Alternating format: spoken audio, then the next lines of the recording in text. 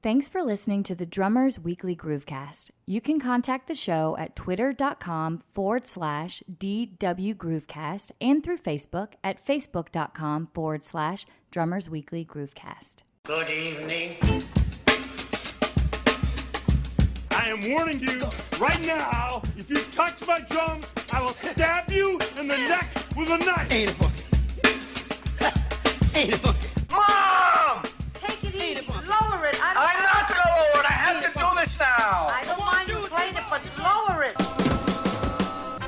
Everything get straightened out? Oh, we had a problem. I mean, we tried to do everything we could. What do you mean? Well, you know what I mean. Next! Little trouble there. You're rushing. Yeah, well, you know, that's just like your opinion, man. Yeah!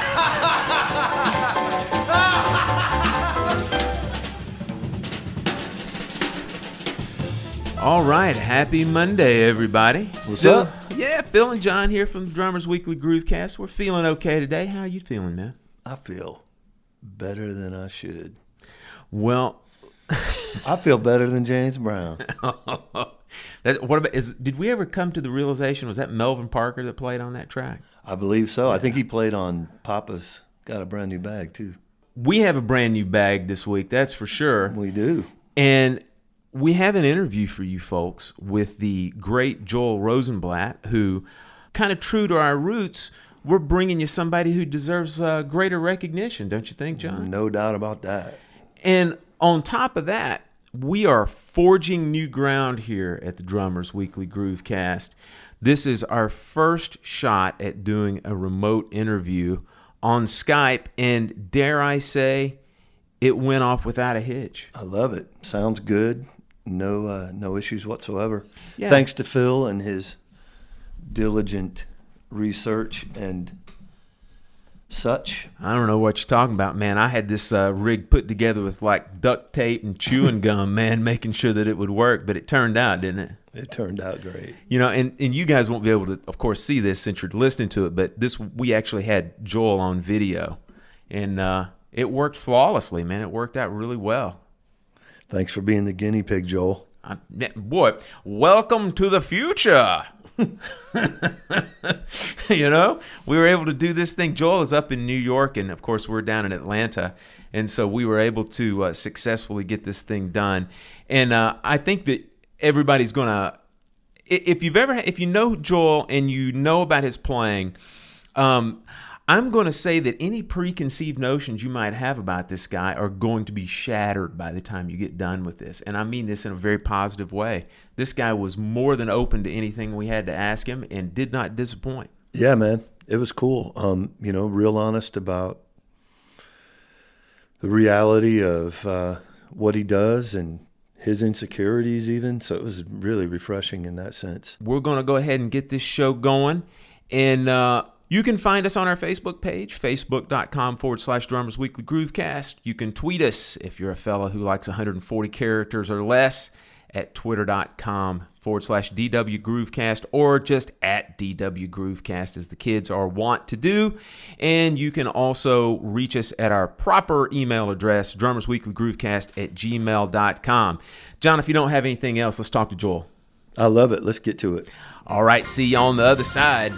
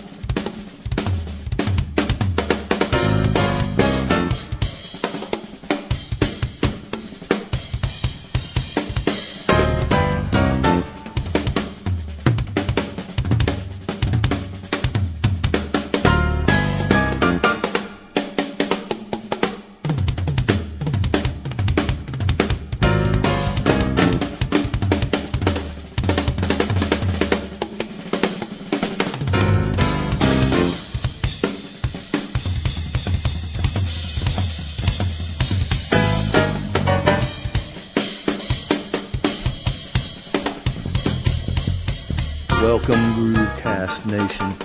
Excited today to chat with a drummer's drummer. Fella I met a number of years ago through, believe it or not, Fred Vigdor, who was our connection with Adam Deitch. This Fred Vigdor guy, man, he needs to get stock in the company before it becomes a public offering, don't you think? I'm telling you, man. Anyway, Joel Rosenblatt is our guest today and has just an amazing and diverse resume. Certainly well respected in drumming circles and beyond. Done a lot of cool gigs, and we're going to get into all that. So enough of my rambling. Joel, welcome. Hi, guys. Good to be here. Glad to have you. It's also probably the appropriate time to say that we are breaking new ground here on the show. This is our first remote interview. Yep. And oh, really? This is it. When you did Adam, it was live. He was in the studio? We actually, man, went to Athens, Georgia, and which is not that far, from Atlanta, and we actually did the show on the bus. Oh, I got you. Yeah. Yeah, Was you with Lettuce? Correct. That's right. Okay, got it. Great band, man. Jeez. And he knows Fred. He played with Average White Band for a while. I had a steady gig. This is years and years ago in Nyack, New York, where Adam is from. Mm. And he reminded me years later that when he was 12 years old, and I remember this, so a parent came, Bobby, I think his father's Bobby. That's right. Yes. Said, my son's a drummer. Can he sit behind you? And for like 2 or 3 gigs, it was a weekly gig. And I had this little kid sitting behind me, and that was Adam. That's incredible. Man. Yeah, it is pretty whack, definitely. To state the obvious, it is a small world. And, that's right. And he's done well for himself, man. It was a great hang and good guy. Band, we met all the band, super cool guys. So it was a great experience. Yeah, we got to hear about, it was a little over an hour of the sound check, man, and they were killing it. Yep. Oh, yeah. Mm-hmm. Yep. All right, man, you want to... Yeah, I'll go ahead and put his feet to the fire? Yeah, we'll go ahead and throw out the first salvo here. So, Joel, what we like to do on this show that's a little bit different from some of the other podcasts and interviews is we don't like to spend a whole lot of time on like early childhood stuff. We like to just touch on it a little bit and then jump more into like serious study and then professional life. But we do want to get just a little modicum of background.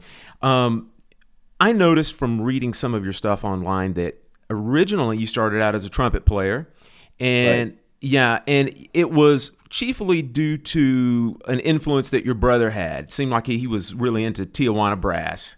That's right. And so why don't you tell us a little bit about, you played trumpet for a while, and then it's my understanding that I guess it was by the time you got to middle school, you kind of had your first interaction with drums and drumming. And just tell us then briefly how you got into that, and then how you had your first lessons on drums and who you studied with. Right. Okay. So I started on trumpet for 2 reasons. My brother was playing Herb Alpert all the time, and I think when I grew up, when you start drums, it's like I think you're in 3rd grade or something, like 8 or 9 years old, and I don't even think drums was offered. It was you had to either play a string instrument or a brass or something. It wasn't even on my radar. So I started with trumpet, and I was into it. I mean, I was playing, but there was no improvising at that point. But when I got into 7th or 8th grade, there was this girl that I had a crush on who played drums.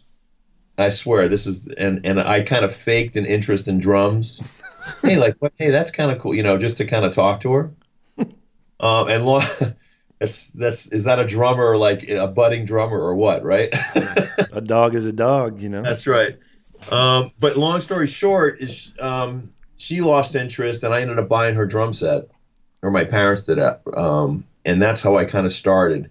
And my high school band director, I went to school in Verona, New Jersey, and that high school had a stellar music program. And I would not be a musician if it wasn't for that music program and my band director named Harry Owens, who's still alive and in Charlotte, North Carolina, retired and everything. But As all elementary school teachers, they have to play all the instruments. But his main instrument personally was drums.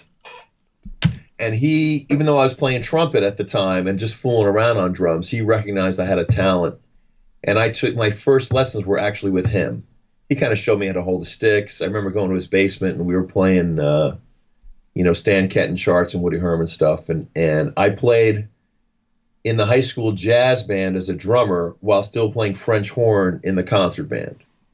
And in the marching band, I played snare drum a little bit too, Mm-hmm. And when I went off to college, I didn't own that French horn. That was owned by the school. When I went off to college, I gave that up and I was full-time drums. Cool, man. So regarding those first lessons, he showed you basic technique, like how to hold the sticks and that type thing. Did he also get you into like proper methods as well at that time? No. Okay. Gotcha. Not that I can remember. It was just, that's why I started holding traditional grip, and we did some work out of the Chapin book. And this is very early on. And honestly, I don't remember a lot of the mechanics what he was telling me. I remember he was a ball buster, which was good. But then I kind of gave up and I was self-taught for a long time. Like I wasn't even, even concerned with that. I was kind of having fun. And I had a lot of natural talent and I skated on that for a long time until, we got to bring this up, until I met Weckel, who completely kicked my ass. Yeah, it's this guy, man. He's up and coming. But he made me realize that I need to get my shit together. Okay, now that is an interesting question or an interesting topic that you brought up. Now you're in Jersey. How did you meet Dave? I was recruited by Neil Slater, who's now the director of North Texas State, with the best music program in the country, one of them. At the time, he was teaching at Bridgeport. And like many colleges, they go around and they recruit, like the A band will go around to high schools and stuff and play concerts, and they actually recruit. And they came to my high school because, like I said, my band director was very forward thinking, was one of the best bands in the state.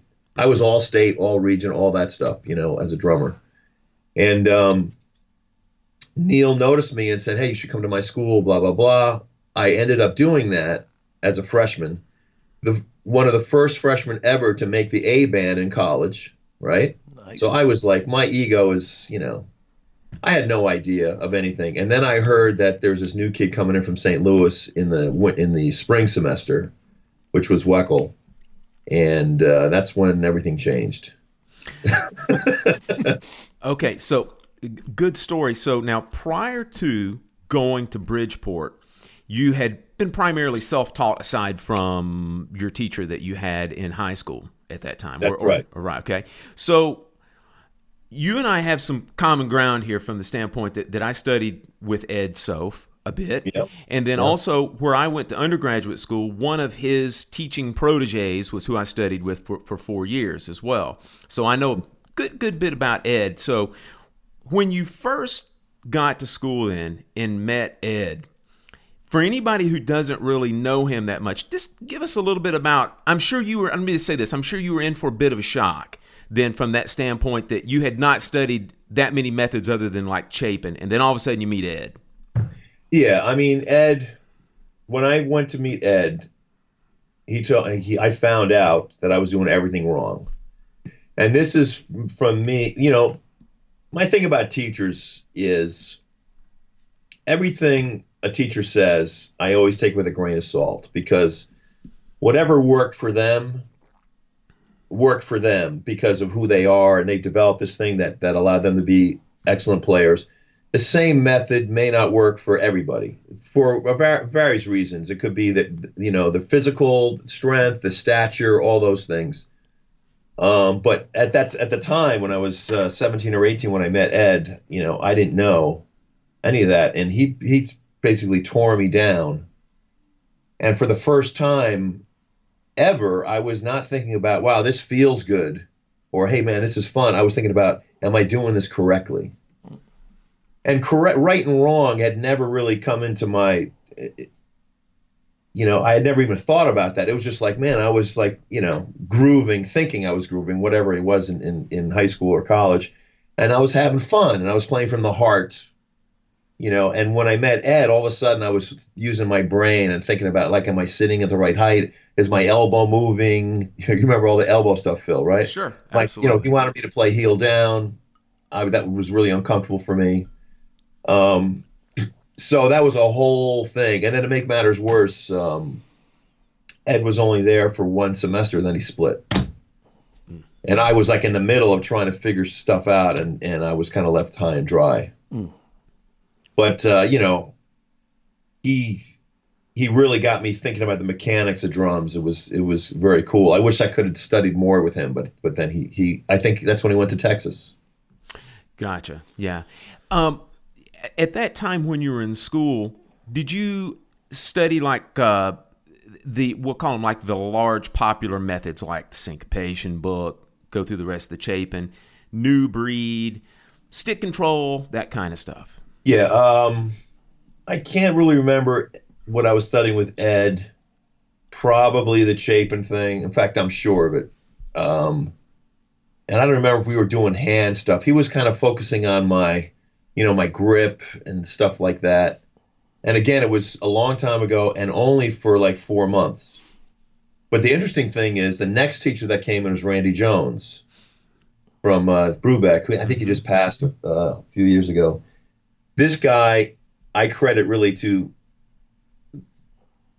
my philosophy, how I play now, because I've told the story many times at clinics, but I just come back from winter vacation. Ed is now gone, and there's a new teacher. And I'm already freaked out because my confidence is shaking because Ed's telling me how much stuff I needed to work on and things like that. And I came in, and there's Randy Jones sitting in there. And before I even play anything, I'm saying, all right, how do my hands look? Am I sitting at the right height? Is my foot, what's the pedal? I was having all these technical questions for him. And he looked at me like I had 3 heads. And he just said, I don't care how you do anything. I don't care if you're match grip or traditional grip. You sit high, low, standing on your head. I only care what it sounds like. And that stopped me in my tracks because that's really where I was at. Mm-hmm. And I believe if you can develop a sound in your head, that's the hardest thing. And then your body is going to develop whatever technique it needs to get that sound. And that's what we were doing with Randy. It's like he would play quarter notes or swing in the ride. He just played, it would swing, and I'd play. It'd sound like horrible. And then we would work on like why does his time swing and why does mine not?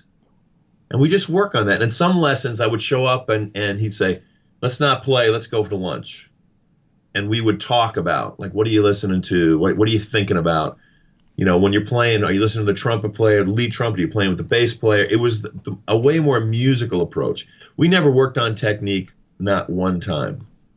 Amazing. It was all about, let's play this. Why doesn't it sound good? Let's make it sound good. So, Joel, when you were, up there at Connecticut Bridgeport, how did you like the music classes? Did you like theory, ear training, music history, that kind of thing? No. And that's why I left. Because I just wanted to play. In hindsight, I wish I'd stayed. Especially now as, I'm not really a writer. And part of the reason is I don't really have the tools. But even though I was a jazz performance major, you still had to learn. I was like trying to practice marimba, and I was trying to practice trombone, and I was trying to and I was like, what the hell am I doing? I just want to be shedding. And I was starting to gig a little bit, and I had loans I knew I had to pay back. So after 2.5 years, I bailed. Always saying I could go back, you know what I mean? But I never did. So Joel, real quick, just in that time, late high school into college, who were you digging on, like your influences and drum heroes at this point? Who was shaping your approach in that? I was not in any garage bands. I wasn't playing any rock. I was a total jazz nerd, but big band. Like I wanted to play in Stan Kenton's band. In fact, I went in high school, I went to a jazz camp where the Woody Herman band was in residence and John Riley was playing drums. And John and I kind of like went off into the corner. I mean, look, John, he's probably only 5 or 6 years older than me. So if I was 17, he was probably in his early 20s. And he was amazing. And I was all into Woody Herman. I just wanted to play big band. I could read pretty well because from my trumpet background. If you can read regular music, reading a drum chart is super easy because you don't have any melody or articulation to work about. It's just rhythms. And it was amazing to me that all the music I'd ever played on trumpet, everything was written out. This is what you play. But when you have a drum chart, you got slashes. It's like, do whatever you want. I mean, to me, that was amazing. It's like, here's the time. I mean, here's the tempo and here's the feel. Now make up your own shit. Yeah. A figure here or there you need to be mindful of, and other than that. Yeah, well, that's where the musician part comes in, but you're not limited by, what's on the page. It's really kind of amazing. Not a lot of other maybe bass players have that liberty as well, where they just have the chords and the slashes. But I thought that was fantastic. So that's how that went down. And while you were at Bridgeport, you mentioned that when you got in as a freshman, you made it straight up to the A band, right? Yeah. What other ensembles did you play in, or what kind of value also did you get from playing in those ensembles? Because one of the things I always tell all my students, because it was certainly the case for me, that the ensembles, the small groups, the big bands, the studio stuff that I played in school, man, that's invaluable stuff. I mean, you get to play all the time. Well, back in the 70s, So Joel, just as a timeline thing here, this was like the late 70s? I was in school from 78 to 80. Gotcha. In college. Okay, so no recording department. Recording was still for the, you had $1 million studios. That wasn't even, I remember, the first Walkman came out when I was in college. There was no slow down machines. There was none of that stuff. I mean, the good news of that is, well, you talked about ensembles. The only ensemble I was in the big band. I mean, the regular full stage band. And there were some small group ensembles where we played like Chameleon and stuff like that, and that was all fun. But I started to get a little recording experience by just doing demos. Because, back then there was no such thing as a drum machine. So if you were going to do a demo, you had to hire a drummer. So, I would do the demos and work with a little click track, and, I would never get called for finals. That would be like somebody else. But I got some experience, which I think kids now, they don't really have that. I mean, the only experience they have is to play with play-alongs, which again, you're using a click and you're playing with stuff, but it's so sterile. There's no, if you're playing with a play-along, after 3 or 4 times, you got that thing memorized. The solo, everything, and then the whole conversation is dead. That's what I find with kids now is they don't have experience to, like, when the shit hits the fan on the gigs, and you got to follow somebody who made a left turn. You got to do this, and you got to change you want the bass player now playing 12/8. You got to adapt. You got to do all these things on the fly. That's really hard to practice these days. Yeah.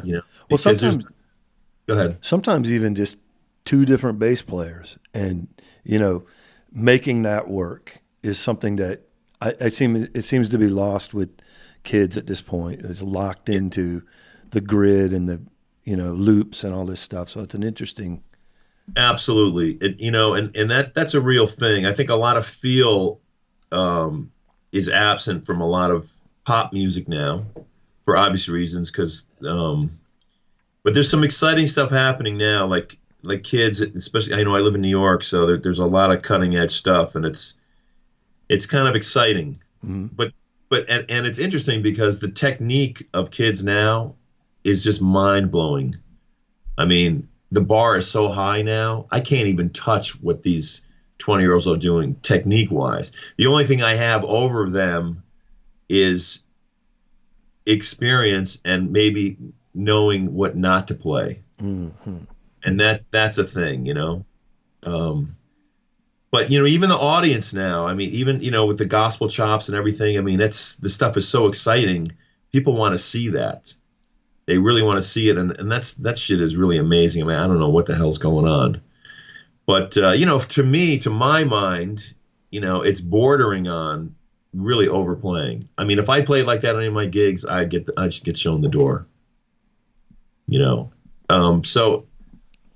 It's an interesting time for drumming because the technique is so high, but I think. Hold on a second. I'll have to call back. I think it might have been from me. No, that wasn't. Yeah, so it's interesting. I mean, I've never been a technique guy. I've always been a feel guy.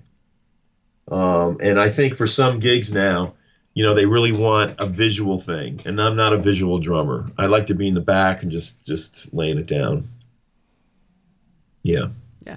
So now we'll go ahead and kind of morph into professional life, man. So you were at UConn Bridgeport for a couple years. What made you leave? I got an offer to go on the road. And I really want to. It was with Fred, actually. Fred. It was with Matt Guitar Murphy. And I really wanted to do it. And I traveled the country, in a Cadillac, in a van. It was just like the Blues Brothers movie. That's what it was. And I got some amazing experience from that. And more importantly, I got amazing life experience. I mean, Matt, if you don't know who Matt is, he's a renowned blues guitarist. And at the time, the Blues Brothers movie, you guys remember that? Mm-hmm. He was in that.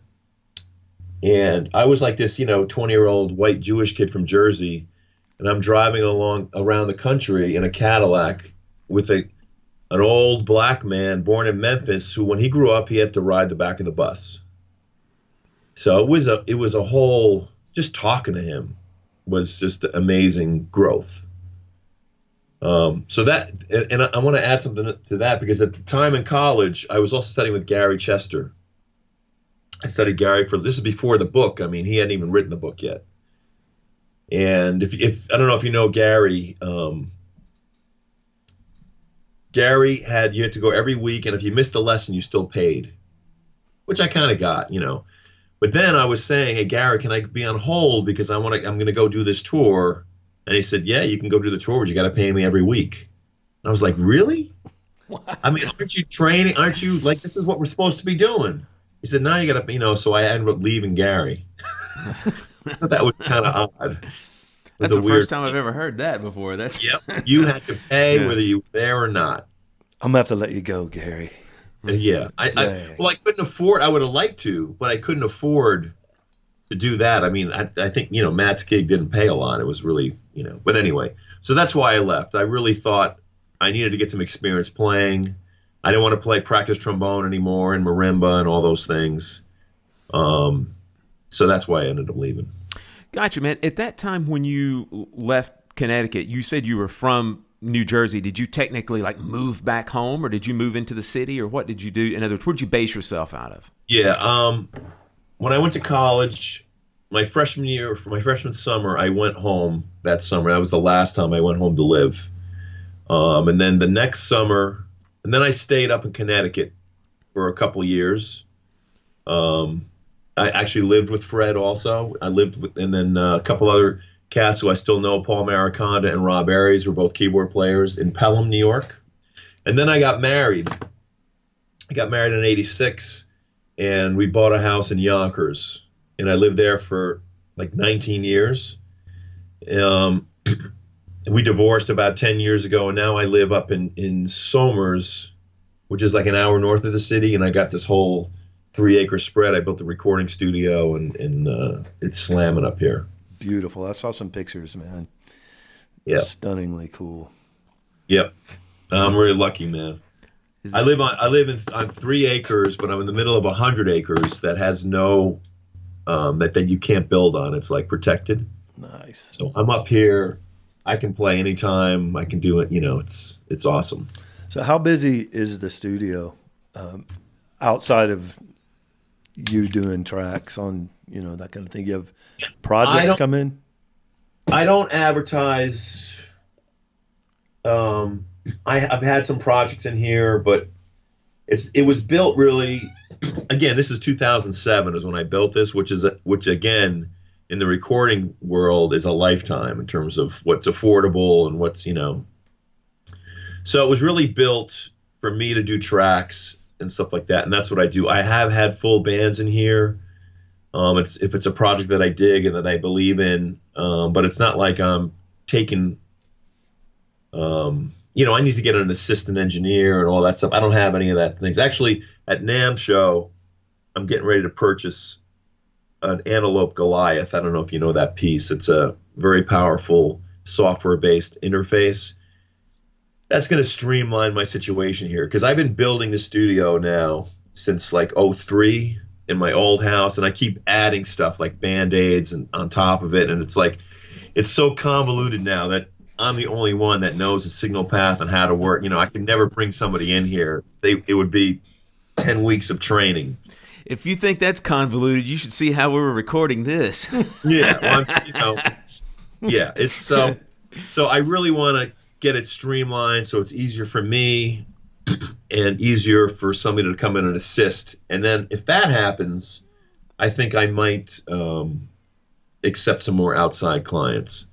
But the other thing is, for what I can charge for this studio, because the huge main studios are charging like just a little bit more than me because of all the competition from home studios. Mm-hmm. So like for $80 an hour to come in here and sit here for like with some band trying to get like 30 takes of some crappy thing, I'm sorry, that's harsh. It doesn't pay enough. It doesn't pay enough for me. I could teach for more than that, or I could just do something else. I don't want to lock myself in like that. But if I get an assistant, that'll all change. Gotcha. So I don't have to be here. So Joel, one thing that early on when I became aware of you that just sticks in my mind is I kind of feel like you were really early in the game, offering tracks at your studio and all that. And it just, it's so common now. So many guys have that ability, but years ago you were, you got into that. So obviously the recording and engineering part of it you were fascinated with, but are you doing more of that than anything else in your studio, like remote tracks? And yeah, I'd say my studio is mostly me doing remote. Yeah, I would definitely say that. Mm-hmm. It's mostly doing that. And I teach a little bit out of here too. Cool. Yeah, like I said, I'm not really set up to have, a lot of people milling around in a band and the whole thing. I mean, again, I've done it and I actually dig it. To me, it's amazing when I have great musicians in here to be behind the glass and watch it go down live. Like, because that's magic when you get cats together and it's all, everybody can play. And it's like, I love that. I really do love that. But again, if it's at a high level, mm-hmm. I don't want to just be here while somebody's practicing, even if they're paying me, you know what I mean? It doesn't feed me intellectually or emotionally at all. Yeah. So, Joel, when you put the studio together at your new place there, how much time did you spend and thought as far as like room treatments, just basically preparing your room for drums? Well, I hired Larry Swiss, who has since, he's also passed on, but he was the designer for Bear Tracks, which is the Spyro Gyra studio, which is, that's also gone. And that studio was absolutely unbelievable. I mean, if you Google, it's not Bearsville, which is in Woodstock, which is still there, Bear Tracks. Nile Rodgers would always lock that out. Jonathan Brooke, Dream Theater, all those bands, they would just use that. I mean, it was a major studio. So Larry Swiss had designed that. And when I moved here, I hired him to look at my space and design the whole thing. So this is a professionally designed studio. The control room is, there's no parallel walls. You can't see this. I don't have a long enough line. But and there's a drum room, which is much more live, but there's no flutter. It's got really good energy. I mean, everything's wired. But I mean, so it's not just this. I gutted. This is a 3-car garage. My cars are underneath, and this is above. Okay, so it was gutted to the walls. All the walls were moved, and everything was made. So it was professionally designed, and it sounds like it.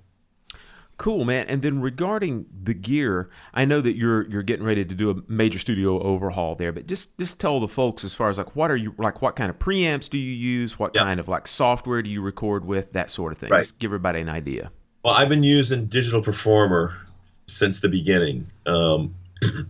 So and I really think all the DAWs are all equal. It's just how fast you are on it.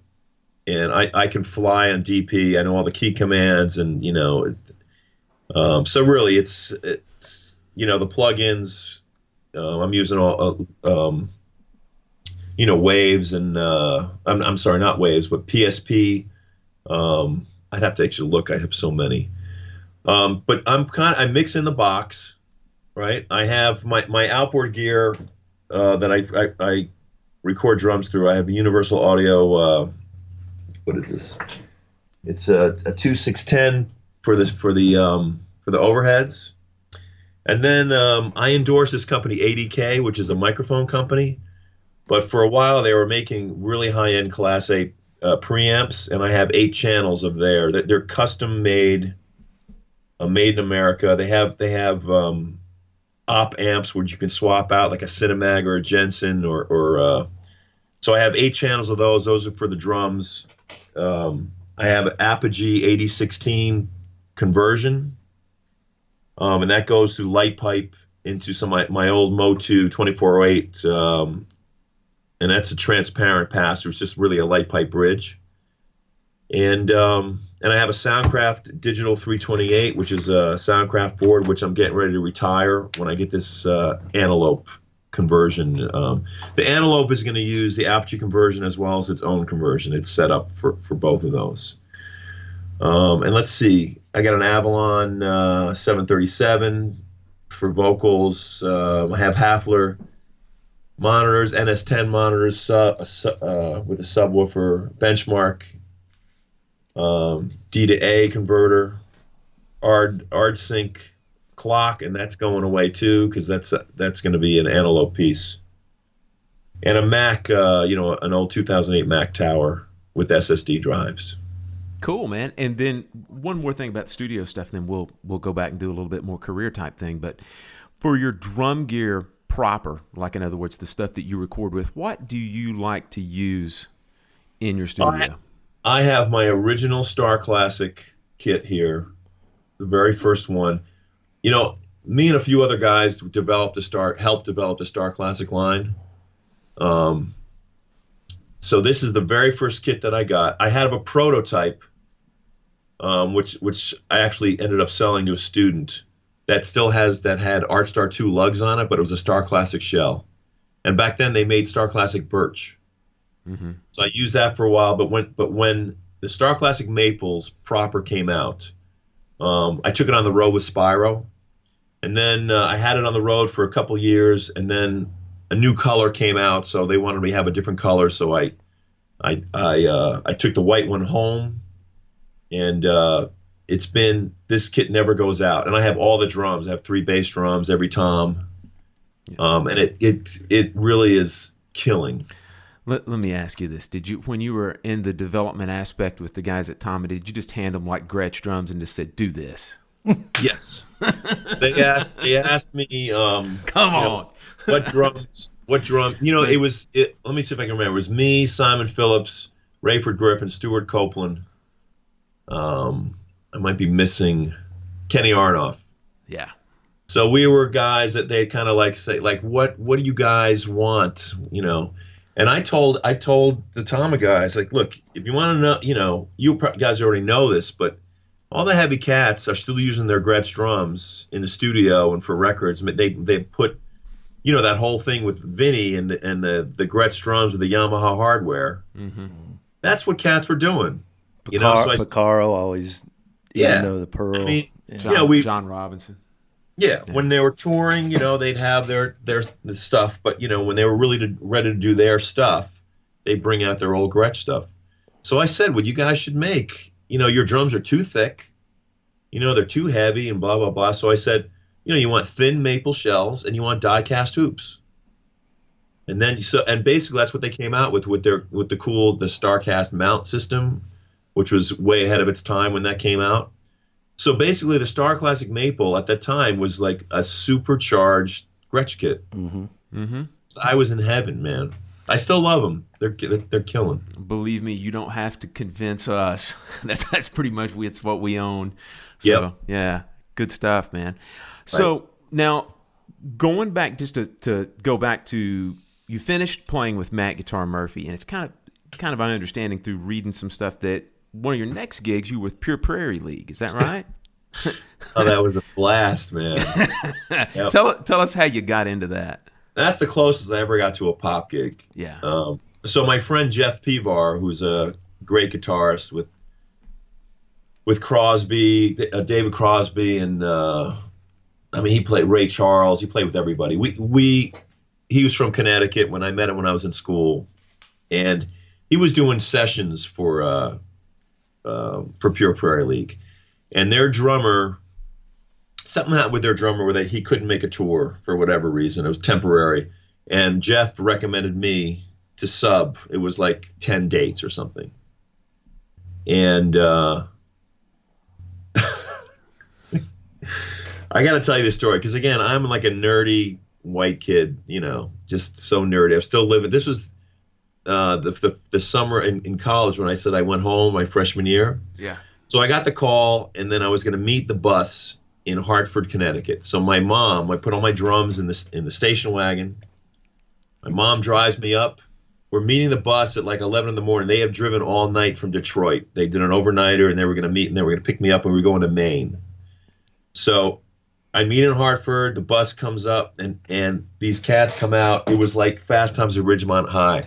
The bus opens, smoke comes out. They're like bedhead, and they're like, "Hey, what's up, man?" And my mom is like, her eyes are like saucers. Like, I'm gonna put my son on this bus.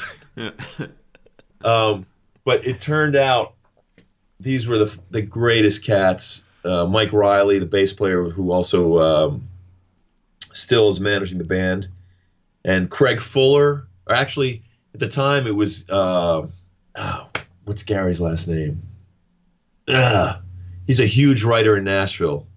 Wrote big hits for Garth Brooks and Craig Fuller, who actually took Lowell George's Little Feat. That was who was in the band. And I'd never played a band like this, strong vocals. And I overplayed the shit out of it. I know I did. But the bass player liked my energy, for whatever reason. Maybe he thought it was updating the sound or whatever. And I did that for like over a year, and I had such a good time. These are the first guys that weren't concerned with, they just wanted to have a good time. This is the first gig where I could play and actually look at the audience. And the stuff was so simple and so I didn't have to worry about, there's a 7/8 thing coming up. There's, and I just really enjoyed playing and it was like a really low stress music for fun. Great cats. I mean, a really great experience. Man, was this like your first gig also where, you had real like professional musician treatment, like you had a drum tech, you had catering in the green room, that kind of thing. Now, what was your impression? You just left the gig with Matt Guitar Murphy, and then you get this thing. That's quite a different gig, I would imagine, just from the mindset.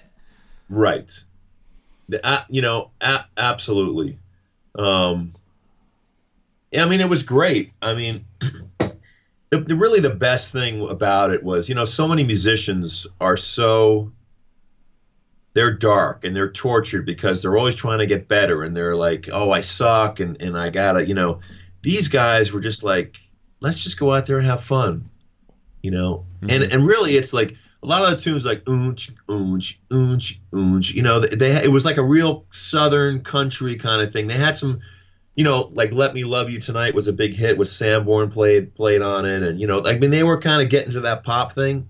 But the live show, it was just kind of feel good stuff, and I wasn't thinking about.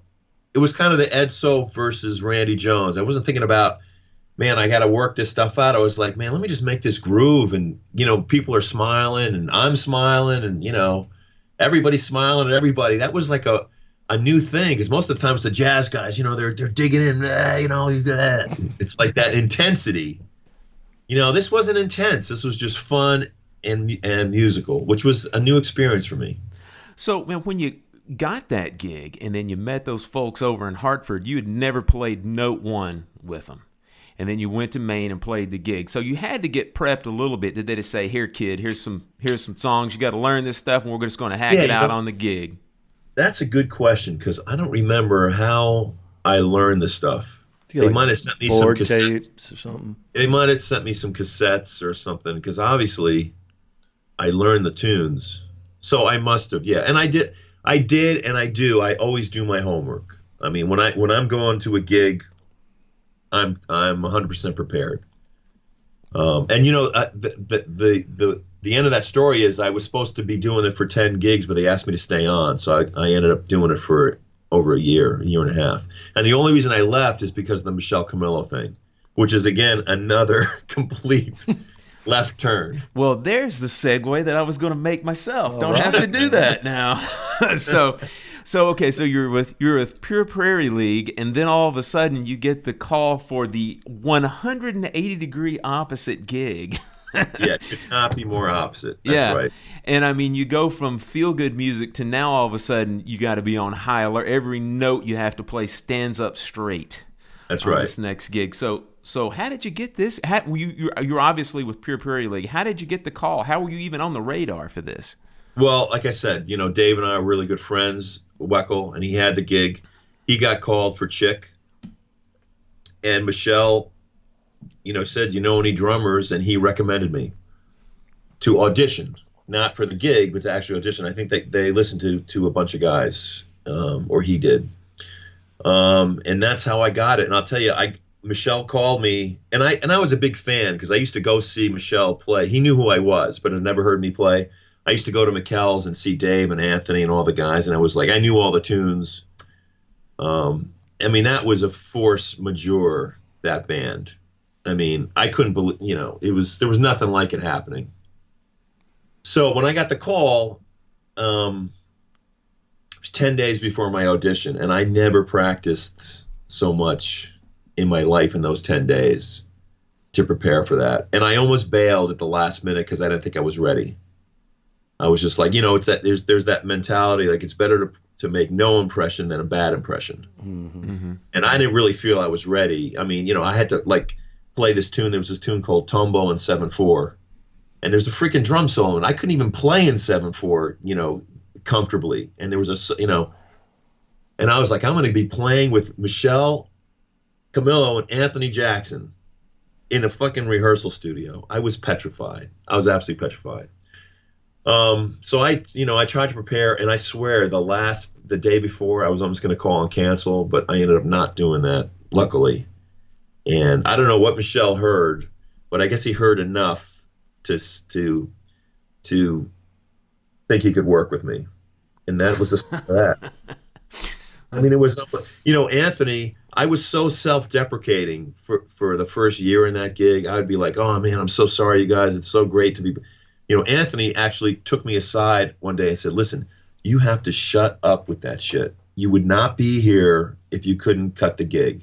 So get over it and just play, you know, because I was so like, I was beating myself up all the time on that gig. So he kind of snapped me out of that a little bit. That never happens with musicians. It's weird. I'm the worst, man. I am. If you talk I don't know about that. It's bad. It's really bad. You know, Fred said we're kindred spirits, and it's like, other than getting really great gigs, you and I really line up. It's amazing. You know, it's a tough thing, and it gets John, it gets in our way. The lack of self-confidence and lack of, I hate, blowing my own horn and selling myself. Like people come up, I watch them. It's like, hey man, you should call me. I'd kill your gig. You really should give me a chance. I could never in a million years say that. Not even, it's impossible it's not for my me. personality. I'd rather let my playing do the talking. But if they don't hear me, then I'm not talking. So it's like a catch-22. Yeah, that's true. So I'm sure maybe I could do more, and I can't change who I am, and don't want to change that part. It is what it is. Very good. John, I'm not done with this Michelle Camilo thing because this is bringing me. This is bringing me back to my childhood. He's clearly reliving man. Trauma here, and you're just going to keep kicking him. Well, I have to ask questions, man. I don't get to talk to him every day. Go, Phil. Shoot. All right, so Joel, I'm going to go ahead and say this, that I wore out the Suntan CD that I bought when I was in school, and to borrow the terminology from John Chalden, if I had $1 for every time I played We Three, sitting in the practice room working on that, I'd be a rich fella. So. Well, let me tell you, man. The Suntan record, like I said, was on hot rotation at the school where I was in school. We used to listen to it all the time, talk about it. Now, I've got questions about when you were working with Michelle Camilo as far as like how you guys did things. Yeah. Was Michelle a guy that would hand out charts to you guys and say, we're going to just rehearse the crap out of this stuff, or was it a lot more by feel? And then the part two to this question is this: when you guys recorded those tracks, was that something that you would play a lot live first and then really flesh that stuff out and then go in and record it? Or would it be the opposite? Would you guys record stuff first and then flesh it out on the bandstand? Is the Suntan record that had We Three, is that the one that has Caribe on it also? Man, it's got Tombo and 7/4. I know it's got that on there. I'm on 2 songs, but I think that's yeah. All right, so I'll tell you, first of all, that record was recorded stereo to 2-track live. Okay. And I will tell you also, for you guys, if you can picture this, it was a double session. We did the whole thing in one day. Weckl did his tunes, and then I did my tunes. I think I played 3 songs on that. So Dave went first, and then Dave goes back to the control room to listen while I'm playing. Yeah, all right. So just I was like, this is not good. Live to 2-track. That's how that went down. Very stressful, I remember. Now, regarding the chart, I can't remember if we played, talking about We Three, and man, had we it's very possible we had played it live a little bit, but not a lot. Not a lot. We might have rehearsed it. I really can't remember. But there was no overdubbing. There was no nothing. And then the other thing I think we did 3 takes maybe. And like I said, Weckl was in there. But Michelle, it was, again, a live to 2-track. So he would take the take that had his best solo, which obviously makes sense. But I remember Weckl telling me afterward, he said, like, there was another take where I was really, he said I sounded great on, but they didn't use that one because Michelle might have, blow. And, that's what happens. But who knows where that is. But the fact that Weckl was there was totally freaking me out. Even though he was my bud and everything, and he was just great. I mean, he is who he is. What are you going to do? It was really me putting it on me because, Dave, he hears everything. He hears everything. So, you're playing and you go like, oh, I did that. And you go like, and Dave, I know Dave heard that. That's trauma. I'm reliving that trauma now. I'm in a fetal position just hearing the damn story. Ugh. Yep. Yeah. Well, yeah, man, to put a little button on the Suntan album, I'll tell you this, that we would, as young music students we would have these listening parties where we would get together and we would play it. And I distinctly remember one of my friends saying at the time this Rosenblatt guy is out weckling Weckel on some of these. So, I mean, so there's a compliment for you, man, depending on how you want to take it, you know? I heard that I started hearing a lot of that, and it was blowing my mind. And I was like, oh, these people, they don't know what they're talking about. But when I look back now, there's a lot of good shit there. I'm proud of that. You should be. And my thing is like, Dave is so amazing, and you listen to what he plays. Even back then, listen, I met him when he was 17, and he came into school playing at such a high level. I can't even. I mean, it was like nothing I've ever heard. And that's what spun my head around back in 1978.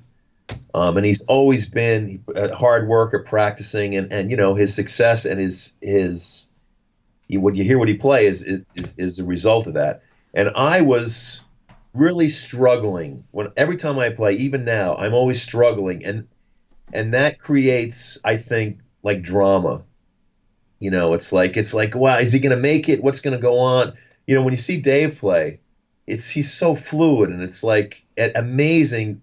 But I always know when I'm going to go see Dave, I'm going to get blown away. But I always know it's going to be great. There's not going to be he's not going to fuck up.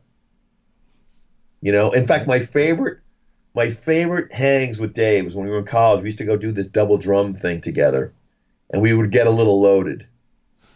And he was a little wasted. He was such a blast. And he would be like going for shit and fucking up and laughing. And it was fantastic, And I still, whether it is be who knows why, but I'm like more of like that. It's people say it's organic, and I'll take that. Mm-hmm. I will take that for whatever reason. Whether I'm just that my technique is not doing what my mind wants to do, but there's all that push pulling thing, which I would look at as like I'm fucking up, but in retrospect, it's just being human. Well, there was definitely that record in particular. There was always a buzz about, some people preferred your vibe. It was a little looser. It was a little more organic, whatever. And I can remember people saying that stuff, and it was kind of like, man, people just being themselves. But there was a group of people that were way into what you were doing. Well, back then when people would say that, I would say, I'm trying to play like Dave. I'm trying to articulate as well as him. And the fact that I'm screwing it up and you're calling it organic was fucking with my head. You know what I mean? Because if I could play with the technique and the finesse that Dave does, you would. I would, but I didn't have that. So I did the best that I could. And whatever that is, I really struggled with people complimenting me not playing as well as I thought I could. You know what I mean? It was like a weird thing. But now it's like, it is what it is, Yeah, no doubt. Right. So, Joel, how many years were you with Michelle full time? I think it's like 3.5 to 4. Gotcha. And I left. Well, we left mutually. Michelle was going way. I started out with playing with the sextet with Anthony, then the trio with Anthony Jackson. Then he started going with a more of acoustic bass trio with Lincoln Goines and Mark Johnson. And Michelle was really trying to legitimize himself as a jazz player and wanted to surround himself with more jazz guys. And I wasn't that guy. And I didn't want to be that guy, really. And it got really kind of stressful for me, and we parted ways, mutually. And then what happened after that? Let me think about this. Then it was Paquito de Rivera, Ileana Elias, Steve Kahn, and I did a lot of jazz with Steve Kahn and Jay Anderson, so go figure. And Ileana also, amazing jazz. And then the Spyro thing came up, and that's, that was the other thing. Well, let's talk about that for a second. Let's talk about that. Because, I mean, that took up that was a significant portion of your career. And dare I say, the reason you're sitting in that room right now. Yep. Yeah. Say that. That's right. Yeah. So what year did you get the call from, I guess, was it Tom Schumann or? No. You want to know how I got that gig? It's very funny. Richie Morales had the gig Yep. before me. I was just on the phone with Colin Schofield, who at the time was the Zildjian rep. And I was talking to him about whatever. I don't remember why I was calling him, but he mentioned to me that Richie told him that he was leaving the band and that I would be perfect for the gig. And like I should call Richie, you know. So I ended up calling Richie and finding out, like, first it was kind of weird, like, is it true? Are you leaving? And he said, yeah. I said, well, can you put me in touch with the manager or something? Can I, you know, who can I call? It's one of the first times I was actually proactive, Yeah. you know. So basically what Richie got for me is I didn't have to send in a tape. He got me just like, you should just hear this guy. And they listened to 15 guys.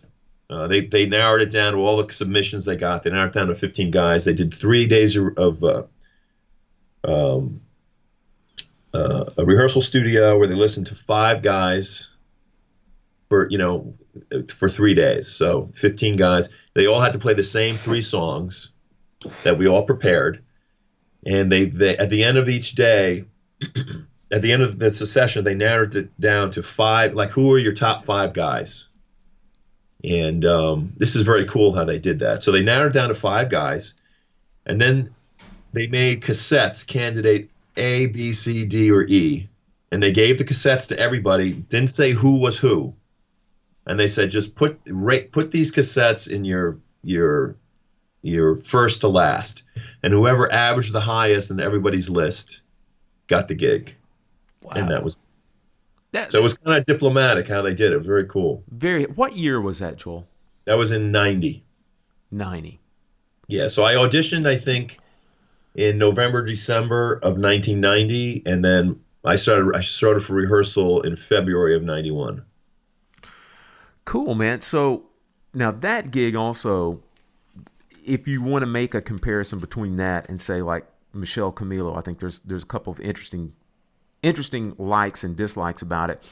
One thing in particular is a lot of folks may not be aware. I actually saw you as Spyro Gyro one time. A lot of people probably don't realize that if you just heard the recordings, the live version of Spyro Gyro is significantly different than the recorded version. One had nothing to do with the other. Right. And so, I mean, live, they really stretched out and they played like crazy. So that's I'm sure similar to Michelle Camilo from that standpoint. Now, from the opposite standpoint, Spyro Gyra were the proverbial rock stars or of like pop fusion, extremely popular from that standpoint. Right. Were there more comparisons between that band and say something like Pure Prairie League from the standpoint of having techs and nice catering and that kind of stuff? Well, in other words, so you have that in common. Yeah, that gig when I joined in 91, we had a crew, we had a truck. Mm-hmm. We had, we were flying first class to anything. I think flight longer than 3 hours was business class, or whatever. It was very good treatment. And the first year, I went on. We did like the 6-week Asian tour. All the Blue Notes and Philippines and Guam. And I mean, it was so exotic and, it was fantastic. It was like a pop gig. It's about as far as you could go as an instrumental band at the time. And this is before the smooth jazz thing was even a name. Mm-hmm. I mean, when the smooth jazz thing took on, then you had 1,000 sax players and 1,000 guitar. And it's like it really diluted Spyro's impact. And we would never, Jay Beckinsale would never bend to the smooth jazz pop thing where you have guys who they dress up and they wear a cool hat and they had all these antics. Right. Choreography and such. Yeah. It was like a pop gig without they're using tracks and all that stuff. I mean, we would never do that. Our band, it was a playing band, and as the market diluted, it started to dry up for us, and things started to go away. The tech, the truck went away, and so it started to get a little bit less comfortable. But at the beginning, I was like pinching myself. I was 30 years old, just gotten married, and it was just an exciting time. Really, I remember they would send a limo for me to go to the airport. I had my drums and road cases. I'd set up, for a jazz guy. I mean, for the pop guys, this is normal, but for a jazz guy to show up to your gig with your sticks on a snare, ready to go, your monitors are already wrung out. Everything sounds like God right away.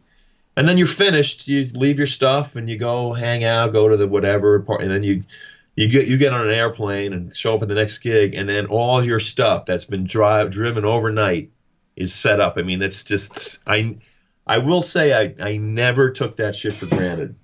I never took it for granted. I really appreciated it.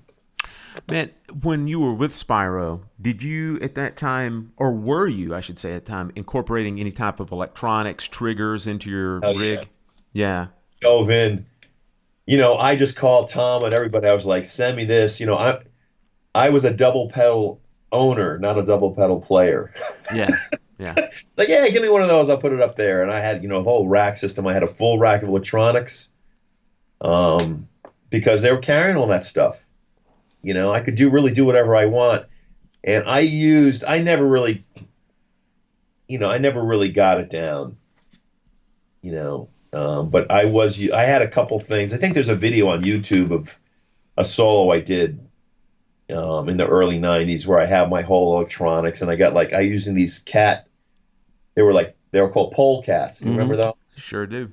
So I had those around the kit with congas on them and some, and I would just I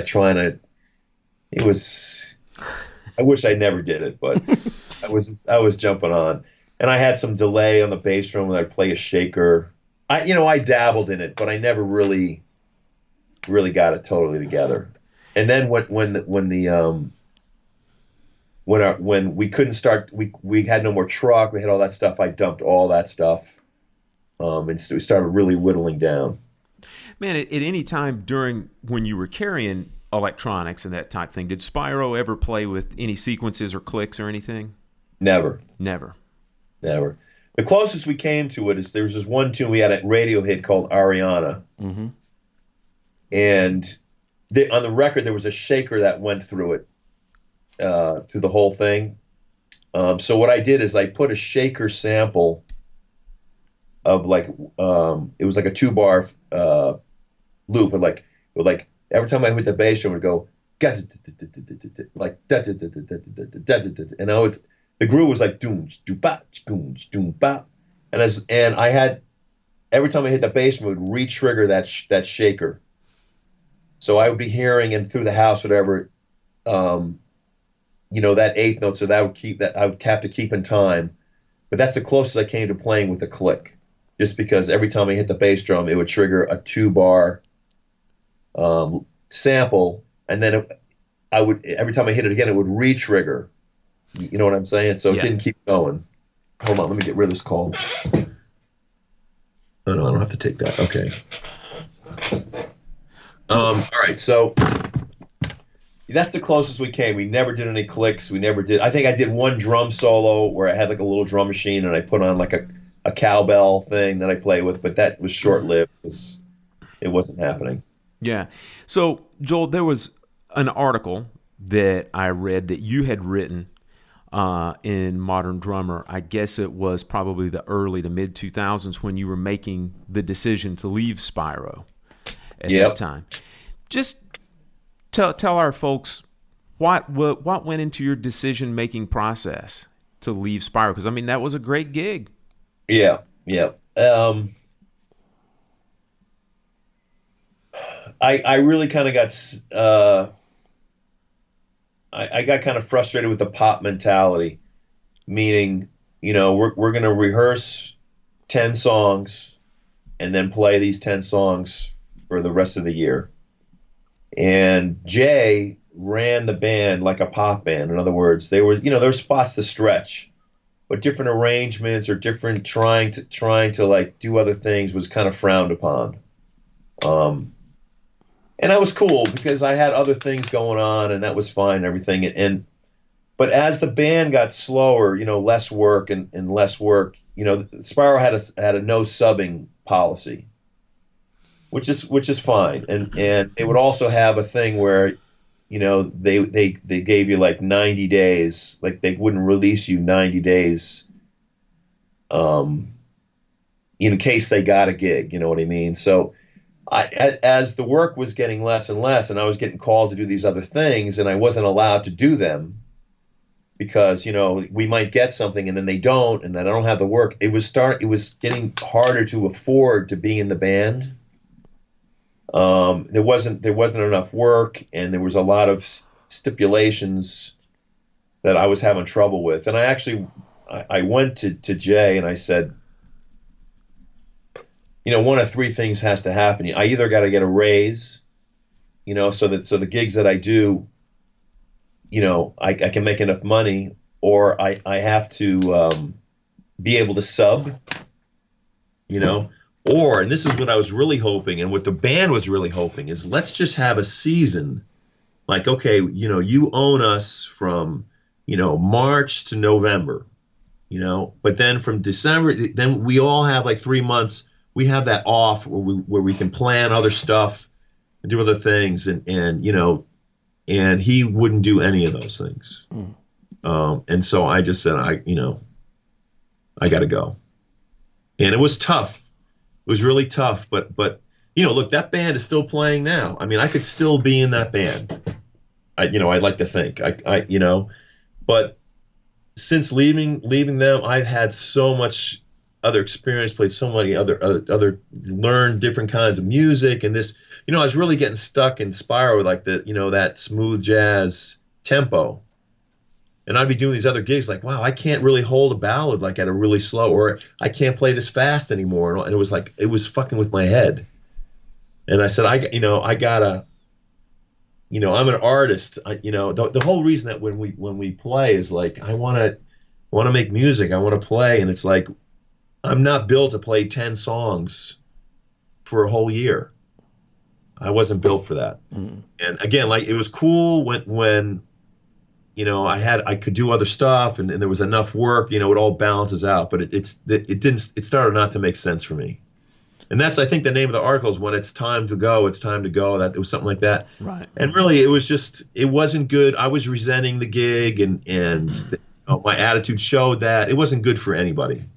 Right. So and we left, everything is cool. I mean, it no bridges were burned, and I'm on good terms with everybody. It's no problem.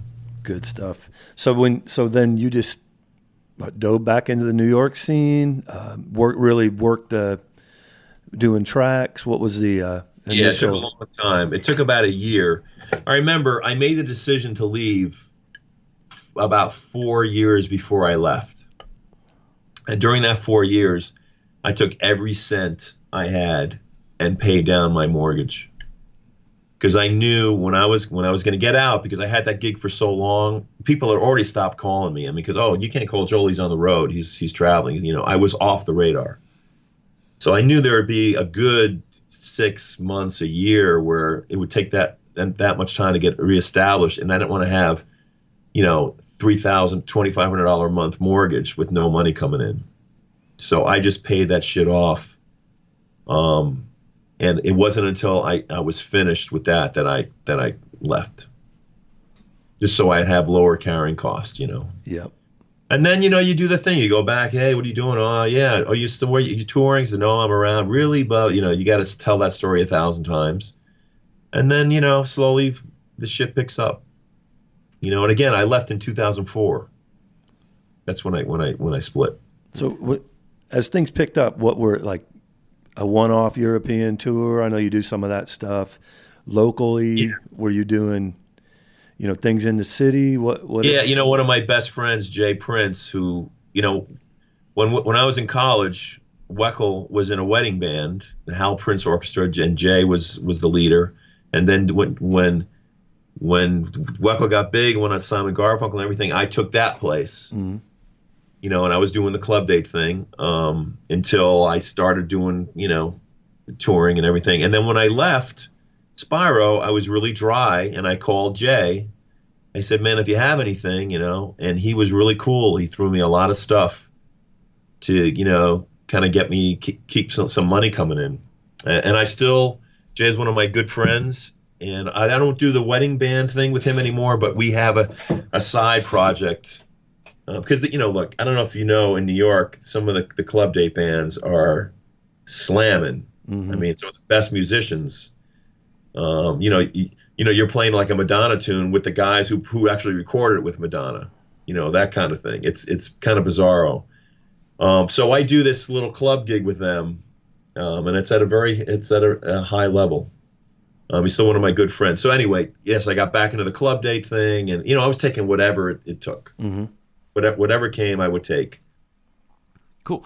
So, Joel, to switch gears now just a little bit, there was something that I noticed from watching you play back in like the late 80s, and then somewhere, I don't know, man, maybe it's around 2000 or mid-2000s, you had a major technique shift, man. You went from playing traditional grip to matched grip.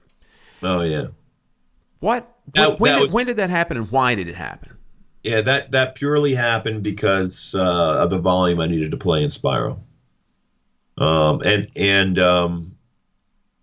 I kind of played like a Stuart Copeland, like an open thumb. I didn't really have my fingers on when I was playing traditional, and I was my thumb was really getting sore. And the other thing is I was using electronics on my left, like some pads. Yeah. So the traditional thing doesn't really. It's a little harder to get at that stuff. So I went to match grip, and that kind of developed, and now I'm kind of trying to go back to traditional. I'm kind of stuck between both of those with my left hand. My left hand is all fucked up now. It's like in between because I keep switching. I don't know what, I'm figuring that out. Okay, that's kind of interesting because it seems like the last few videos that I've seen over the last 10 or 12 years or so, it seems like it's all matched grip, but you're still using traditional though. Not as much. Yeah. But I'm still I would say I'm mostly a match grip guy. Yeah. But it's kind of like whenever I'm playing jazz or I'm playing brushes or anything, it's like it's right there. Mm-hmm. It just makes more sense, the traditional. So but, I need to work on it some more. Yeah. So, man, you mentioned that you teach also. Yep. Do you keep a consistent teaching schedule, or is it just one of those things where people come to you as needed, or both? No, I don't have a consistent. I have a few guys. I don't take beginners. I take guys who are gigging, and I mostly work on. I mean, if there's any obvious problems, most of these guys can already play, and I'm not. Some guys come to me like, "Hey, man, I heard on the record you did this boogada boogada boogada thing," and I said, "We're not talking about that. That's you need to practice what you use 99% of the time, not 1%. As working drummers, 99% of the time we're supposed to just keep time, keep good time, make it feel good, paying attention. 1% of the time we're doing a solo or filling. So look, what do you want to spend time doing? What makes most sense for you? Some wacky lick that you may never use? You probably lose it. Yeah. Or work on your pocket and stuff. So most of the guys that come here, they can already play enough to lay down a groove. So we work about, why does it feel on top? Why is it behind? What can you do? Like, how about orchestrating? If you play, if it's a short hit, if it's a short horn hit, you play it on a choked hi-hat. If it's a long legato thing, you play it on the cymbal. It's amazing to me how so many cats, they're just not hearing music. They're not hearing, orchestrate the melody around the drum set. Try and match what you're hearing. So it's really more ear training, pocket, stuff like that. It's not about learning any kind of wacky stuff. Awesome. I feel like, John, that we need to put that last 2 minutes of what Joel was talking about on a loop, because I mean we've covered that exact same thing several times on the show. Yeah, I mean it's ridiculous. One of the things that John and we both equally have distaste for is that so many kids, so many students will go out and they'll get a lot of their education or a lot of their things that they're working on off of YouTube, and it'll just be licks. They'll go, here is the Vinnie Colaiuta flutter lick or whatever. And that's all they do. That's all. And in so many ways, it's a disservice. It's true, but part of it's not their fault because they don't have any place to play with cats. That's true. Yeah. All they can do is practice. And listen, if I was a kid and that was what was available to me, that's what I'd be doing. It's fun and exciting. It's all that stuff. But I tell everybody, I said, I don't, get some guys and just play. And the other real important thing that I tell drummers is whenever a cat comes here, the first thing I tell them, I said, before you come back to me, I want you to take a lesson with the bass player. And I said, go play with the bass player. I give him a couple guys' names, and then see what he thinks about your playing, because he's your teammate. He's going to be, he's going to say, well, he'll say the first thing might say to you is like, try and pick like a groove and play it for like 4 bars, more than 4 bars. You know what I mean? Like we're trying to develop a pocket. So if you keep changing, I can't lock with you. Like a drummer needs to hear that from a bass player. I think sometimes too that people our age oftentimes lose sight of the fact of something you touched on about kids not being able to play. I mean, I came up where I played 5 or 6 nights a week for years. Me too. And it was like, you're developing so much, and you're talking about musical choices and all that. Yeah, Kids don't have that. The drinking age was 18. So there was clubs, but there were so many bars and places to play. There was no DJs yet. There was no karaoke, none of that stuff.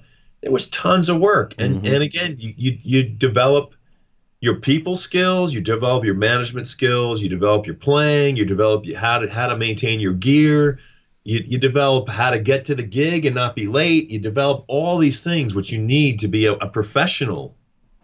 It's so, I think nowadays the playing part is the least of your worries. Hey, that's very true.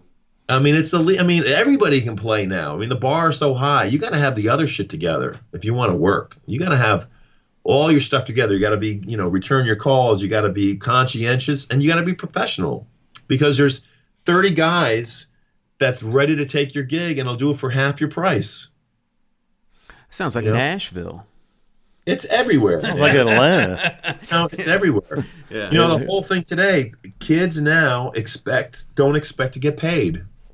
They don't expect to get paid. So where does that put me? I'm expecting to get paid, and I deserve to get paid. Everybody deserves to get paid. But the mentality is, all the club owners saying, hey, man, we have an open mic night. Come on and play. So they don't pay for anybody. And people get up and they set up and play for nothing, and they suck because they're not getting paid, and the audience gets treated to a piece of shit thing. I mean, it's such a catch-22. It's bizarro out there. It's true. And then a bunch of people hear that and they're like, oh, live music, it's whatever, man. Yeah, that's right. Great. It's not good. Let's go to the place that has the DJ. Yeah. Yeah. So, do you like teaching? You enjoy teaching students? I have mixed feelings about it. I'd say, there's been a couple of great things where like I see the little light bulb moments, and I do love that. I would say yes, that I do like it, but that's because I can pick and choose. I don't want to be a babysitter. Gotcha. I know also from looking at your website that you have a series of play-alongs as well. Yeah. Regarding those play-alongs, is that something that you actively teach as well, or is that something that you just kind of let students work on their own? Yeah, I don't teach. Again, the play-along thing that's a YouTube thing. There's a million of those. They don't need me for that. Gotcha. If they come in here and they want to play it for me, and I can give them some feedback, that's fine. But a lot of times I'm asking them, okay, what are you working on in your gig, and that's giving you trouble? Mm-hmm. Like what tune, and they'll bring something in, and they'll show me a video or play me something, and we'll work on something that they can use that night or the next gig. So my thing is really, it's a practical thing. It's not a maintenance thing either. I'm not giving you exercises, and I'm not giving you. I mean, most of the guys, they don't need that stuff. So it's just like, what's a different way to approach this groove? What's a different way to do this? What's that more practical kind of thing? Because that's how I play. I think I'm like a practical, meat and potatoes kind of guy in terms of drumming, Sure. Yeah. And I'm guessing also that especially somebody who's been doing this for years, John and I have said the same thing over and over again. If somebody asks me what I practice, I'm not breaking out method books. I've done all that. I've been through all that stuff. It's primarily, I would assume that your practice is also you're working on stuff that you have to work on for gigs, to learn for gigs, that type stuff. Yeah, I'm a horrible self-motivator. I don't practice, and that's fucked up because I should. But what I do, I take when somebody calls me for something that's going to require a lot of work that I got to prep. I take it. I sub on the Hamilton Broadway show, and that is a fucking bear to get together. That was the hardest thing I've ever prepared for. And then again, there's no rehearsal for that stuff. And there's a lot of prep work, and there's a lot of technique. There's a lot, and as stressful as that was, I relished that. I mean, that put me behind the kit for a month straight, like just hitting it, trying to get that together. So that benefits my playing in other arenas. True. I think it also has just the sense of accomplishment, because you and I are a lot alike in that. I'm not a big practicer. Right. I'm not terribly self-motivated, but given something, a task at hand. It's the fear of sucking, John. That's very true. It's the fear of embarrassment on the gig. That's a huge motivator for me. It really helps. That really is. I mean, I have so much to prepare for in the next few days. I'm doing this Santana tribute at the bitter end on Monday. We're doing the entire Abraxas record. So I'm trying, and those things those are difficult tunes because they're not really super tight. There's the feels are weird and this, so it's a great challenge for me. I'm also doing this big band that's on Sunday, which is like there's homework to do, but that's going to put me up there at the kit and get it done. And then, your chops and everything stay fresh by osmosis, Yes, sir. So I'm always taking gigs. I'm never turning down stuff that's at a high level. I don't care how difficult it will be for me. I just want to take it. I want to take it on. Cool. Joel, we're going to start powering this thing down, but just a couple last things we wanted to run by you. Aside from these up and coming near term gigs, do you have any larger global type things that you're working toward in future plans? I know your studio is also one of them. Yeah, the studio is going to kind of keep going. I'm trying actually to diversify. I'm kind of a car guy. So I've been buying some classic cars and flipping them and making some money doing that. And because what I'm trying to do, because I'm not a writer, I don't have any mailbox money. Everything I do, I got to have the sticks in my hand. I'm 56 years old. I had back surgery a couple of years ago. I'm sensing my body is kind of trying to tell me stuff. So I want to be in a position where I don't have to gig. You know what I mean? So in order to do that, I need other sources of income. So I'm kind of planning for that. I always want to play music because I love playing, not because, I got to eat. And as I get older, that's going to be harder for me if my body, look, everybody, the drummers that I know, I just saw Simon Phillips. You probably know, I saw him at NAMM, but he had a thing. He was playing with Hiromi and he had to leave because he had a health problem. Anthony Jackson also, and a lot of my friends, they're it's getting hairy out there and they don't have any other source of income. And it's scary. How many GoFundMes have you seen where so-and-so's in the hospital and they need all your, it's to me, although I have empathy, I'm also saying that's bad fucking planning. That's true. And the way I was brought up with my dad and my parents, it's just you gotta plan. You gotta know, you have to value, you gotta know what a dollar is. It sounds so cliche, coming from a Jewish guy. But it's just I'm trying to plan for my future as a musician, but also, you know, doing other things. And the other thing is, you know, I'm really diverse in things that really juice me. Music is one of those things. There's some musicians that's the only thing that gets them out of bed in the morning. Mm-hmm. You know, and that's, for me, it's not that. It's you know, it's a great gig, obviously, but there's other things. It's like me getting my motorcycle and going up to Maine, and me, you know, restoring, you know, rebuilding the carburetor on blah blah blah. Those things feed me. You know, so I'm very lucky in that it's just not music for me. So I'm, you know, in keeping with who I am, I'm a diverse person. I'm also trying to have my income be a little diverse as well. And I'm actually trying to figure that out now.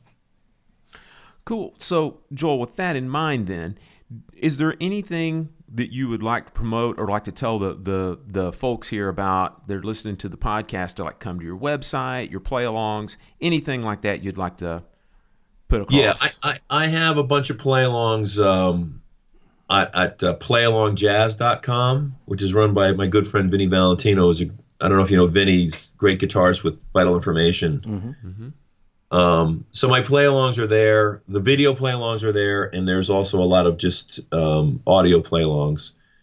And in terms of gigs, you know, if they go to my website, there's, you know, my stuff that I want people to know about is on the website. And I have I'm going to be starting another trio project with Vinny and Baron Brown. We're going to start. We've actually already recorded it, but we just have to finish it. That'll be available on my website, and when it is, you know, I'll try and send out an email, or I'll just put it on the front page. I'm really bad about that self-promotion thing. But, you know, I don't have anything that's, I'm just like one of those working stiffs. I got a lot of different gigs, a lot of different projects going on at the same time. And I love that, the whole diversification. I know I use that word a lot, but I'm realizing that's kind of what I dig. I don't get bored that way. Well, I think it's sound advice for the future, especially with young people, because this business, you have to get in that mindset the way things are going, and I don't think that's going to change. So, sage advice, sir. Yeah, don't be buying Ferraris the first big check you get. Yeah. You know, Joel, also stay in touch with us, man. When you get those projects done, we'll be happy to also put them up on our page as well, you know, so everybody can keep in touch with you. So, and then you've already given a lot of great advice to the listeners out there, but is there anything else that you might want to put across to either young musicians or even seasoned musicians that that you would think might help them out? Yeah, I will say this, and it sounds really cliche, but, you know, enjoy your life. Live your life. You know, if there's an opportunity to do something that you've never experienced, and I'm not talking music, I'm talking about somebody saying, look, we're going to go on a barefoot cruise and blah, blah, blah, and then you have to miss some gigs. You know, those are experiences that they don't come often, and you should take advantage of that. I mean, I missed a lot of things. It's like, oh no, I got a gig. I got to practice. I got to do this, and I regret that stuff. Live your life. You know, music is not brain surgery. You know, it's an organic thing. It'll be there when you get back. You know, it's like a classic thing. Nobody ever when they're on their deathbed, nobody ever says, "Oh, I wish I worked more." That's true. Yeah. You know, it's just like I'm trying to do now. You know, I have less of a problem now saying no. I mean, I used to take everything. You know, you were so conditioned. The calendar's blank. I got to work. And you take everything. Now, you know, I don't really have a problem just saying, you know what? I don't want to do that. I'd rather do this. I'd rather hang with my girlfriend, or I'd rather blah, blah, blah. And it's a little more peaceful feeling than the anxiety I had, you know, 20 years ago when I was just trying to make it and just, I got to be practicing. I got to get better than so-and-so. I got to do that. You know, it's stressful. Mm-hmm. It's stressful. So listen, I did my burn, you know, I did the practice burn when I was in my 20s, where I did 8 hours a day and I had no life, you know, and you got to do that to get yourself to a certain level. but at the end of the day, you still got to be a member of the human race.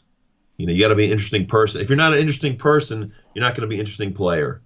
And the only way you can be an interesting person is if you experience the world and people. So that's what I would say is like get off the freaking YouTube thing and just go play frisbee with your dog or something. I love it, and that's great stuff. Joel, man, you've been unbelievable, man. Thank you so much. Yeah. Well, listen, we're done, but we're not quite done with you yet. We like to have a little fun on this show. And we've had a little bit of fun with all of our guests doing what we like to call the Drummers Weekly Groovecast Rorschach test. And basically what this is we have sent off to the Drummers Weekly Groovecast think tank a little bit of information about yourself, and they have sent back 20 quick questions that we would like to ask you. And we don't want you to overthink this. Okay. They're real simple questions. They're yes/no type things. It's like, for example, might ask you Coke or Pepsi, and you would just not think about it and say Coke or whatever your favorite. Okay. All right? I'm ready. So the important thing here is don't overthink this. So John is going to start the clock. Just go. I hate that start the clock crap. All right. Ask him the question. All right, so here we go. You ready? Yep. Wood tip or nylon tip? Wood. Mounted floor toms or floor toms with legs? Mounted. Chick Corea, electric band or Return to Forever? I gotta say electric. PC or Mac? Mac. What's your favorite symbol? I got too many of them. Bad answer. Anyway, go on. A zildjian. Okay. There you go. Elvin or Tony? Wait, I'll go back. Okay. Favorite ride, special dry light with 3 rivets, 21. Got it. Elvin or Tony? Elvin. Text or phone call? Text. Okay. For a snare mic, SM57 or anything else?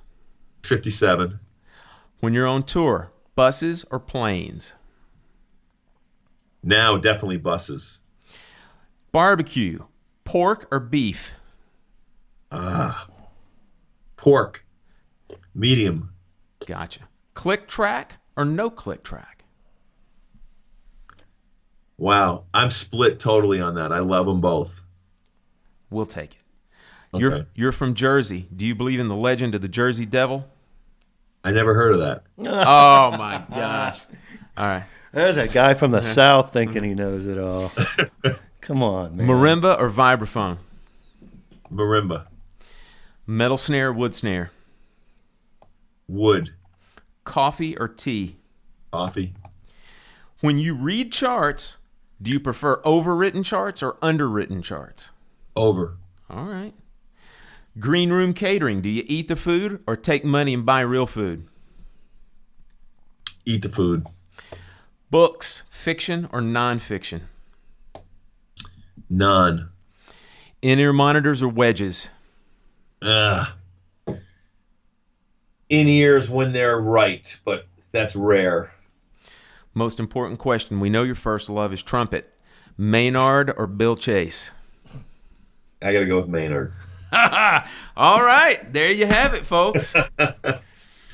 Joel Rosenblatt. All right, man. Well, I have to say Fred was right in that Joel and I are kindred spirits because many of his answers would have been mine. But more importantly, this is the least amount I've talked an hour and a half in like 25 years. I think I have a man crush on him or something. I don't know, but if I just stood back like an idiot, Joel, it's not that I'm indifferent.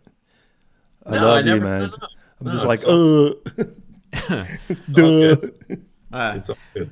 I remember, John, when we met, and we just met for that short time, that we definitely like you said, we connected. Yeah, man. It's a bromance, man.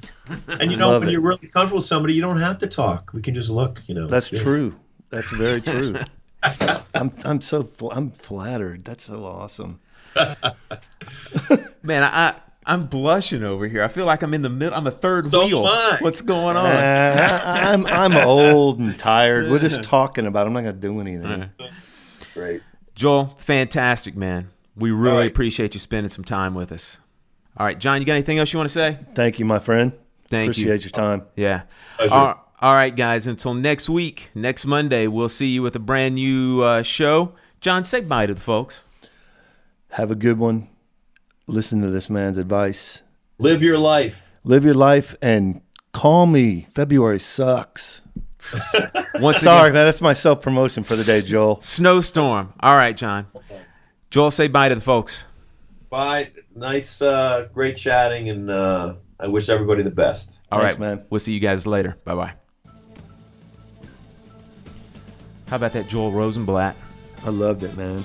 I really, I'm not kidding. My man crush kept me at a distance. Did you not find humor and whimsy in my man crush regarding the Suntan album and We Three? I got to relive my childhood. Yeah, man. He was like squirming after a while. I was like, what are these freaks, man? What is up with these freaks?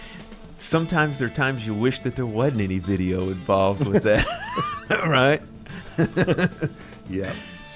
All right, guys. Well, look, as always, we appreciate you listening. And, we do like to have a lot of fun on this show. But we do want to bring things down to earth just for a moment. It's not lost upon us that we did lose one of the great drummers of our time. Just in the past day or so, we learned of the passing of Allman Brothers founding member Butch Trucks. And so we would like to send our condolences out to the Allman Brothers family and all of Butch's family as well. Yes. Butch, the glue, the foundation of that band, will be sorely missed. Thank you so much for inspiration beyond anything we could say. Yeah, it's kind of strange, man. Just in the last month, we've had to do little in memoriams a couple of times here with Alphonse Mouzon and now Butch Trucks. But such is life, right? It is. Both in better places, and will very awesomely live in our memory by way of the incredible music they left behind. Yeah, that's one of the positive things that with the folks that do pass these days, we seem to have more media, whether it be audio or video, available than ever before. So we do have that left of Butch Trucks and Alphonse Mouzon. So, all right, John, my friend, I'm going to say that this was a successful show. I love it, man. Yeah. Thanks again to Joel Rosenblatt. Big thanks to Joel Rosenblatt. By the way, the music that you've been hearing going into and out of the podcast are tracks that Joel played on. He even referenced some of them in the show and sent us some things. So by all means, stay in touch with Joel as well. He mentioned at the end of the show that you can go to his website where you can stay abreast of all of his comings and goings. So reach out to him. Say you heard about him here on the show. When you go see him at gigs, tell him you love the Groovecast and all that he brought to the show. We appreciate you guys. As always, stay in touch with us. And if you would, when you go to iTunes, please, pretty please, the reviews are building. We appreciate it, but we need more. We got to catch up with these other folks out there. So when you go into iTunes, please leave us a kind review, 5 stars. We would appreciate it. All right, till next Monday. John, I will see you on the flip side. Thanks for listening. Bye.